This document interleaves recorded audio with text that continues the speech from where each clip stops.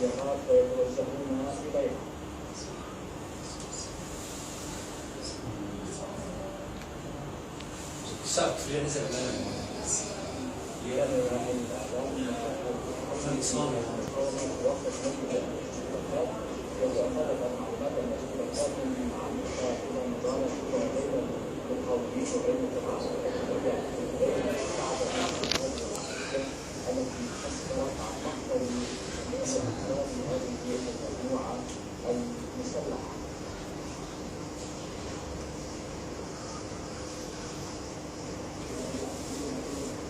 هي عملية نوعية مسوية تشمل صور الإعلام السوري في المقاومة الإسلامية، حيث رصد المجاهدون بواسطة طائرة استطلاع يسير مجموعة تكفيرية من دولة البصرة